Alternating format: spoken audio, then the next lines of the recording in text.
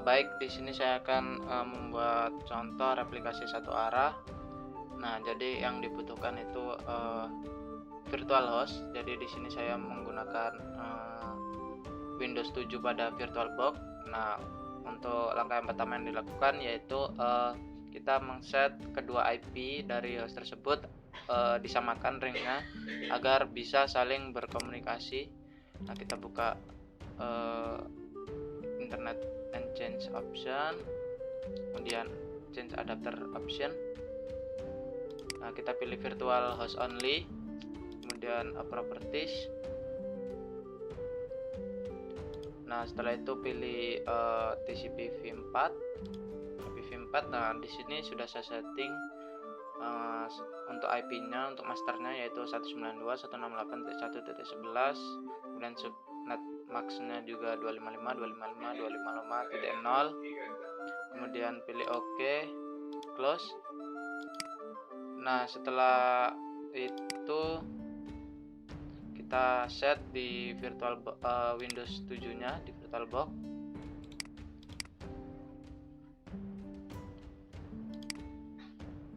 Nah, properties.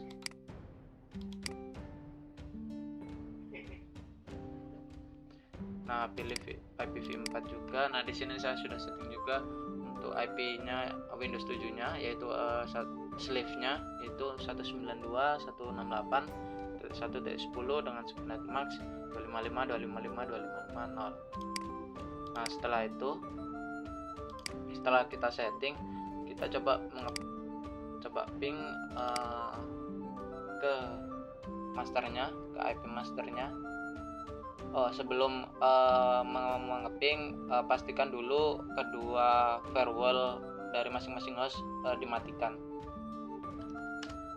Dan kita ping 192.168.1.11. Nah, di sini sudah time to live terhubung. Nah, kemudian kita coba dari master ke slave-nya.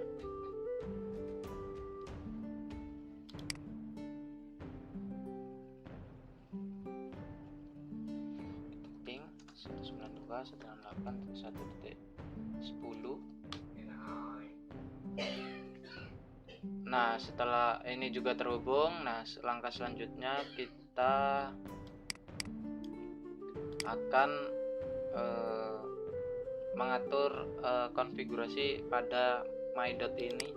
Kita buka XMPP-nya terlebih dahulu, kita jalankan MySQL-nya. Nah, kemudian masuk ke my.dot ini. Nah, di sini kita akan menambahkan beberapa perintah. Nah, jadi untuk yang pertama yaitu login sama dengan MySQL bin. Kemudian bawahnya server ID sama dengan 1. Kemudian InnoDB plus log at trx commit sama dengan 1. Kemudian sing binlog sama dengan 1. Nah, jadi di log MySQL sama dengan MySQL bin ini dia itu mengaktifkan log pada server master dengan nama MySQL bin. Nah, jadi semua aktivitas itu dicatat ke log tersebut. Nah, untuk server ID-nya itu untuk server masternya kita pakai 1. Nah, jadi untuk nanti di slave-nya kita set juga dia, tetapi nilainya berbeda. Nah, untuk InnoDB Flash ini dia untuk nge-flash, mereset lognya kalau dia melakukan commit. Nah, kemudian untuk sing binlog itu dia melakukan sinkronisasi untuk lognya. Nah, setelah ini selesai, kita save terlebih dahulu. Nah, setelah kita save, kemudian kita restart XMPP-nya, jalankan lagi. Nah, kemudian masuk ke command prompt-nya. Kita masuk dulu ke folder XMPP-nya, itu ke MySQL, kemudian bin.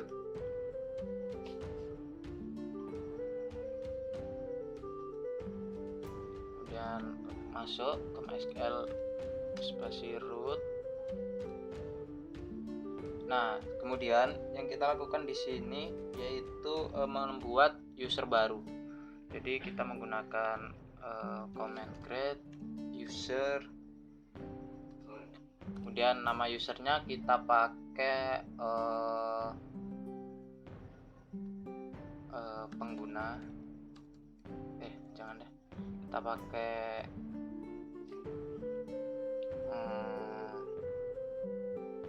Dwi.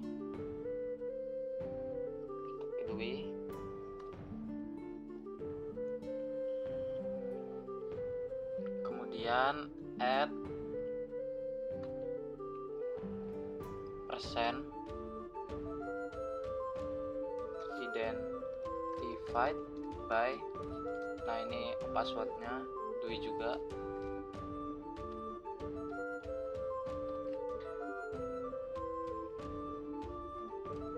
Nah, berhasil. Nah, jadi di sini saya sudah membuat user dengan usernya itu Dwi. Nah, kemudian untuk add persen ini dia artinya dapat mengakses di luar tempat, jadi di luar IP-nya tadi, di luar database lain, agar gimana ya, di set agar Dwi ini bisa mengakses di semua tempat. Nah, kemudian identified by itu passwordnya juga Dwi. Nah, kemudian kita berikan akses ke username ini menggunakan perintah grant all on.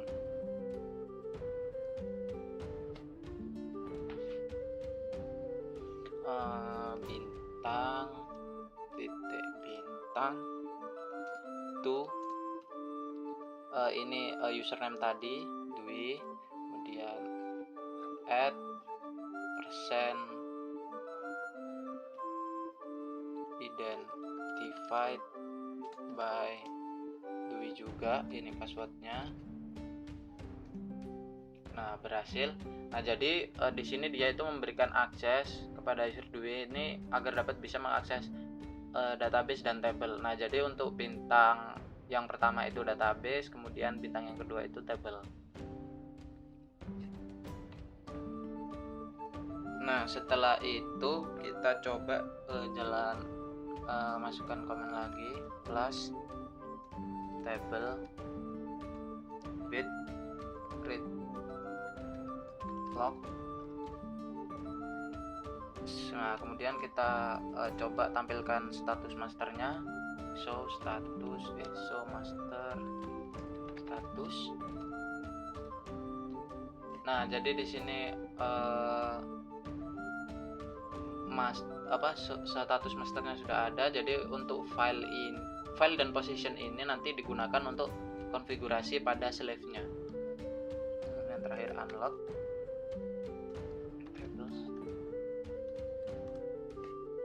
Nah, untuk konfigurasi di masternya sudah selesai. Kemudian kita pindah ke slave-nya. Jadi kita masuk ke Windows 7-nya yang ada di VirtualBox. Kemudian kita konfigurasi my.ini-nya. Config masuk ke .my.ini. Nah, di bawah MySQLD ini dia sama seperti master, tetapi yang ditambahkan itu hanya server ID-nya saja. Jadi untuk kalau di master tadi kan 1, nah ini kita set dia 2 agar berbeda.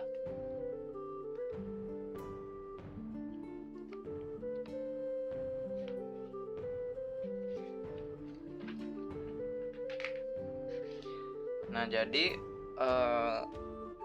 setelah itu kita save.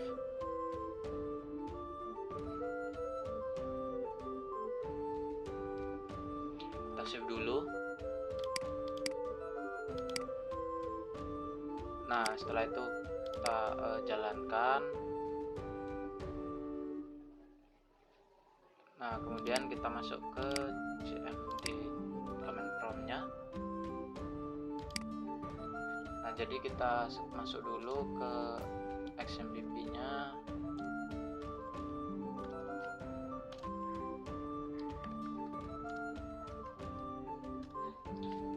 Dan MySQL root. Nah, setelah masuk kita cek server ID-nya itu apakah dia sama seperti yang sudah kita tambahkan di my.ini dengan cara show variables like server underscore ID. Nah, di sini dia sudah keset. Jadi untuk server ID-nya itu dia 2. Nah, untuk langkah selanjutnya kita stop dulu slave-nya agar bisa nanti masuk ke konfigurasi selanjutnya, agar tidak mengulang juga nanti kalau misalkan tidak di stop. Nah, kemudian kita masuk ke konfigurasi selanjutnya, yaitu change master to kemudian master host sama dengan, nah ini IP address dari master tadi kita masukkan ke sini, yaitu 192.168.1.11. Kemudian master user yang sudah dibuat tadi, Dwi, dan master passwordnya Dwi juga. Kemudian master port. Nah, di sini kita menambahkan portnya MySQL itu 3306. Nah, itu port untuk MySQL. Kemudian master log file. Nah, ini itu diambil dari status master tadi. Nah, jadi ini yang di file nih MySQL bin titik 00012 ini dimasukkan ke situ. Di sini MySQL bin .0000012. Kita cek lagi supaya tidak ada kesalahan. MySQL bin 04 kali 12. MySQL bin 04 kali 12 udah. Kemudian master log post. Nah, jadi ini diambil dari position yang di status master tadi, yaitu 658. Kita masukkan 658.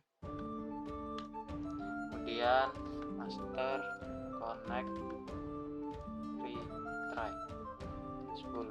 Nah, jadi untuk retry connect-nya di sini saya set 10. Nah, sudah berhasil. Nah, kemudian kita coba start lagi untuk slave-nya. Kemudian kita cek statusnya. So, slave status \g, jangan lupa agar tersusun rapi. Nah, di sini kita lihat di slave, di bagian slave IO state. Nah, di sini jika tulisannya waiting for master to send event, jadi di sini konfigurasinya sudah selesai. Jadi tinggal menunggu masternya itu melakukan sebuah event. Nah, jadi setelah ini kita masuk ke master dan coba membuat database dan beberapa tabelnya. Nah, setelah masuk di master ini kita coba buat database baru, create database pengguna. Kemudian kita coba buat tabel di database ini, create table pengguna yang isinya itu ID pengguna, data in, kemudian nama pengguna, data varchar, kita isikan 100.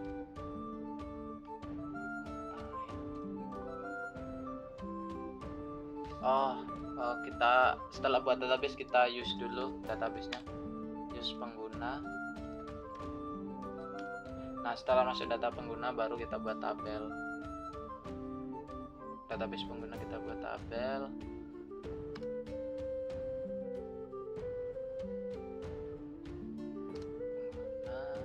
Nama pengguna. Nah, di sini sudah berhasil. Kita coba tambahkan datanya di tabel itu. Insert into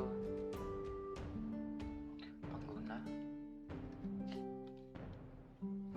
value, kita masukkan ID-nya itu 1, terus namanya Budi. Kita coba, udah berhasil. Kita coba select semua dari tabel pengguna. Nah, di tabel pengguna itu ada nama Budi dengan ID pengguna 1. Nah, kemudian kita coba cek di slave-nya apakah dia mengikuti atau tidak.